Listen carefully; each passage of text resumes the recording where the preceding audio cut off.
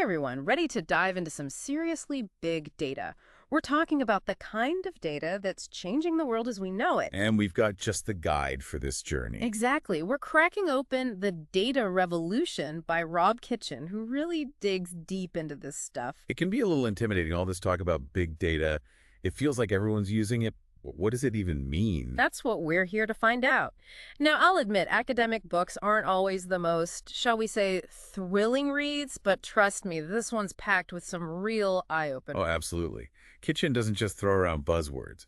He breaks down the core concepts in a way that anyone can grasp, even if you don't have a PhD in data science. Okay, so first things first, how big are we talking here?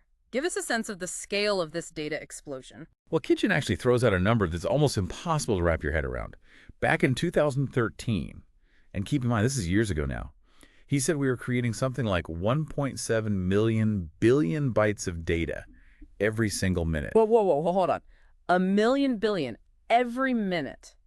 That's like more information than the entire Library of Congress every minute. No more than that, right? Way more. It's a truly mind-boggling amount of information. But here's the thing. It's not just about the volume.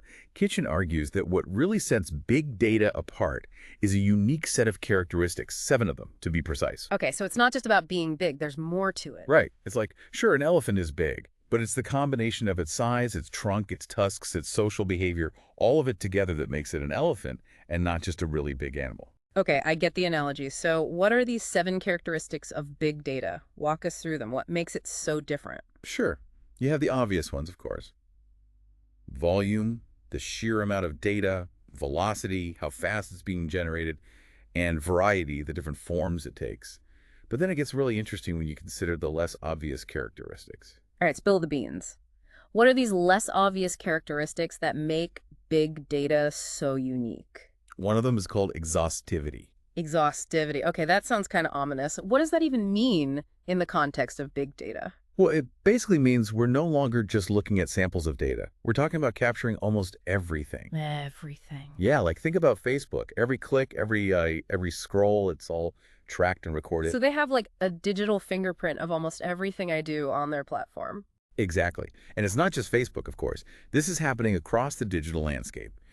And that's where things start to get, well, a little creepy for some people. Yeah, I can see how that would be a concern. It's one thing to know that companies are collecting some data, but to think they're capturing everything, that's a whole different ballgame. It is, and it raises some serious questions about privacy, ethics, even manipulation. Okay, so we've got volume, velocity, variety, and exhaustivity.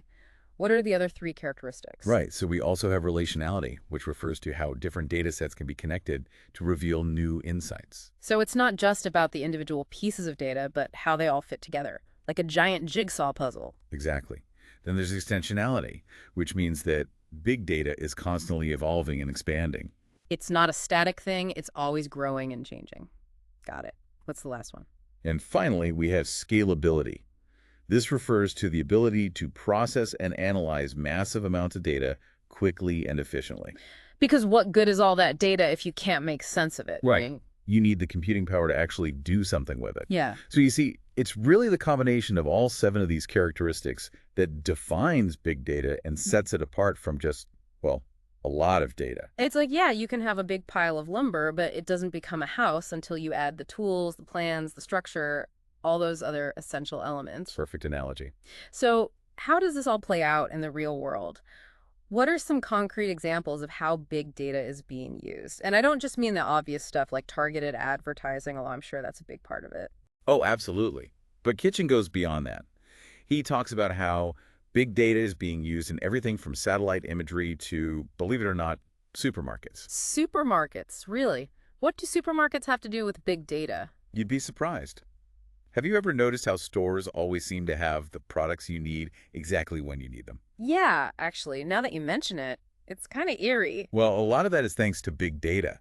Supermarkets are using real-time sales data to track inventory with incredible precision. So they know I'm going to buy that last carton of almond milk before I even do. Pretty much.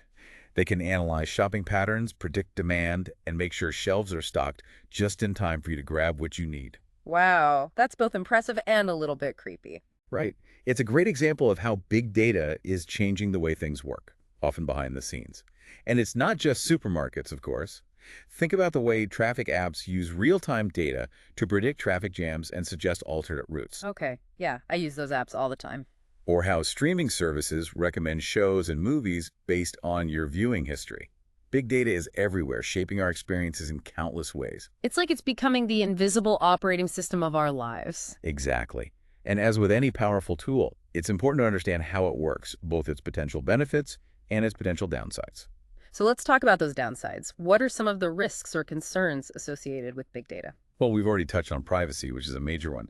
When you have such vast amounts of data being collected about individuals, it raises concerns about how that data is being used, who has access to it, and what safeguards are in place to prevent misuse. Yeah, it's one thing to use data to make my shopping experience more efficient, but it's another thing entirely if it's being used to manipulate my behavior or target me with personalized propaganda. Exactly. And that's not even getting into the potential for bias in algorithms, which can perpetuate and even amplify existing social inequalities. So it's not just about the data itself, but how it's being interpreted and used. Precisely. And that's why it's crucial to have open and honest conversations about the ethical implications of big data. We need to ensure that we're using this powerful tool responsibly and for the benefit of all, not just a select few. It's a big topic with big implications. But before we get too deep into the ethical weeds, I want to loop back to something you mentioned earlier. You said that Kitchen talks about how the Obama campaign used big data in their political strategy. Yes. He highlights their groundbreaking use of data during the 2008 and 2012 elections. Okay, give me the inside scoop. How did they use big data to their advantage? Well, they combined voter registration data with census information, consumer data, even online activity to create incredibly detailed voter profiles. Wow, so they knew everything about their potential voters. Pretty much. And they used that information to target specific demographics with personalized messages, mobilize volunteers, and even predict which issues would resonate most in different areas. Talk about data-driven campaigning. Right. It was a game changer in the political landscape. And probably a bit controversial too, right? I mean, where do we draw the line between effective campaigning and potential manipulation? That's the million-dollar question, or perhaps even the zettabyte question, considering the scale of data we're talking about. Zettabyte. Okay, you're going to have to explain that one. I thought we were talking about big data, not Star Trek terminology. A zettabyte is a unit of digital information that's almost incomprehensibly large. It's a 1 followed by 21 zeros. A 1 followed by, okay, yeah, that's a lot of zeros. How much data are we talking about here? Give me some context. To put it into perspective, if you were to store 1 zettabyte of data on standard DVDs, Yeah. the stack would reach from the Earth to the Sun and back over 20 times. Whoa. Okay, I'm officially mind-boggled. We're talking about data on a scale that's almost impossible to fathom. And the question is, as we enter this era of seemingly limitless data, how do we ensure we're using it ethically and responsibly? That's the big question, isn't It really feels like we're on the edge of something huge, right? Like we're on the verge of a whole new world. Yeah, it's true. And like with any new frontier, there are incredible opportunities, but also potential dangers we need to be aware of. Exactly.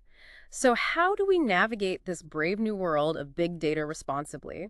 What steps can we take to ensure it benefits humanity as a whole? Well, for starters, we need to educate ourselves. We need to understand how this technology works, how it's being used, and what implications it holds for our lives. Become more data literate, you mean? Exactly. We can't just be passive consumers of data. We need to be informed citizens, asking critical questions about data collection, analysis, and use. So what kind of questions should we be asking? Well, for example, who's collecting the data? What are they using it for? How are they protecting my privacy? Are there any biases built into the algorithms that are being used? It's about taking ownership of our data rather than letting it control us. Absolutely. And if we don't like the answers we're getting, we need to speak up. We need to demand transparency from companies and hold them accountable for how they're using our data. So it's about individual responsibility, but also collective action. We need to work together to shape the future of big data in a way that benefits everyone. Exactly. And that means engaging in open and honest conversations about the ethical implications of this technology. We need to establish clear guidelines and regulations to ensure that big data is used responsibly and ethically. Because the choices we make today will have a ripple effect for generations to come. Exactly. This isn't just about us.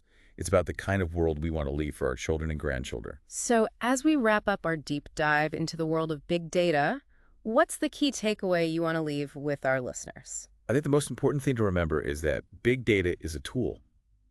And like any tool, it can be used for good or for ill.